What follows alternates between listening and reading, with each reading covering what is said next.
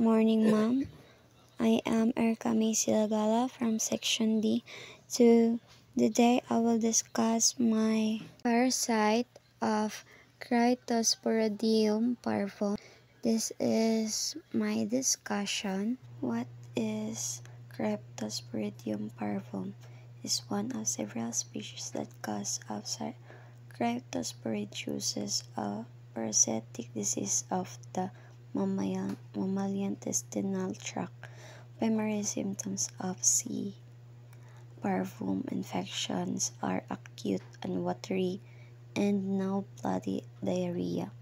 Mammalian intestinal tract is a span from the mouth to the anus with an average length of approximately 5 m in humans. Distribution of Cryptosporidium parvum is the place that more infect of C. parvum. High is Australia, America, and middle Russia and China. Then low is Ethiopia and Tanzania. Habitat of Cryptosporidium parvum is inhabits small intestine, stomach, appendix, colon, rectum, pulmonary tree. Next is morphology. Cryptosporidium parvum.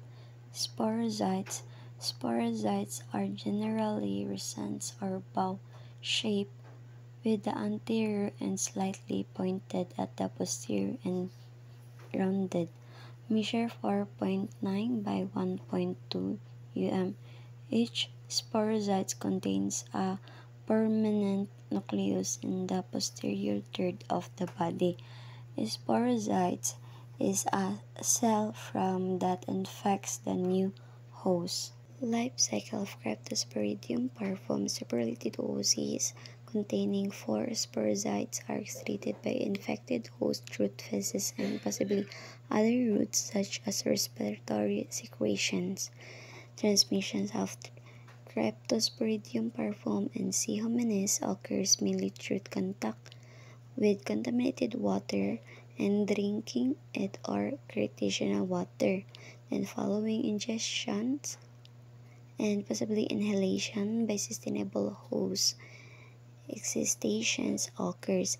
The sporozoites are released, then parasitize epithelial cells of gastrointestinal tract or other tissues such as respiratory tract. Pathogenesis and features of Cryptosporidiosis or Cryptosporidium parvum.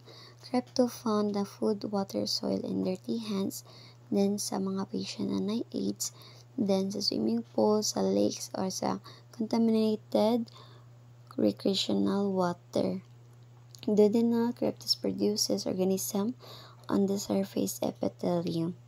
Immunity. Chemokines and chemokine receptor are upregulated, which recruit immune cells such as neutrophils, NK cells, and macrophages to the infection site to help in host cells defense as well as dendritic cells that are important bridge between innate and adaptive response.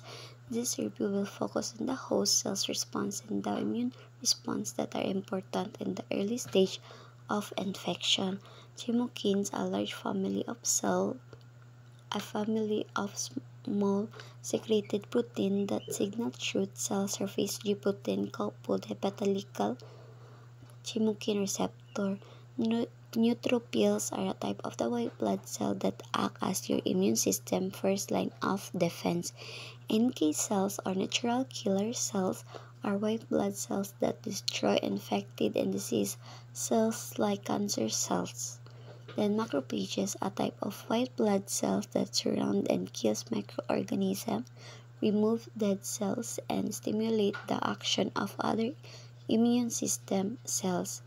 Then, while the innate immune response is immediate, then the adaptive immune response is not. Diagnosis: stomach cramps, fever, dehydration, watery diarrhea, vomiting, nausea.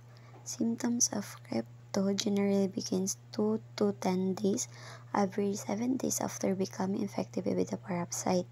Symptoms usually last about 1 to 2 weeks with range of few days of to 4 or more weeks. In people in healthy immune system, the most common symptom of Crypto is diarrhea. Some people with crypto will have no symptoms at all. Treatment. Most people with healthy immune system will recover without treatments. Nitazoxanide is a prescription drug approved by FDA for treatment of diarrhea caused by Cryptosporidium in people with a healthy immune system. Drinking plenty of fluids helps to prevent dehydration. This is especially important for young children and pregnant women.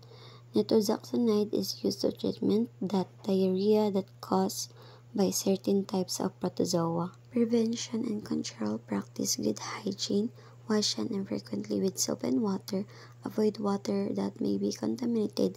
Don't swallow recreational water, pools, and lakes.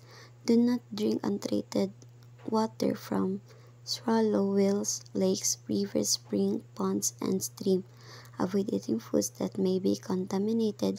Wash all foods to be eaten raw and with uncontaminated water and peel them first.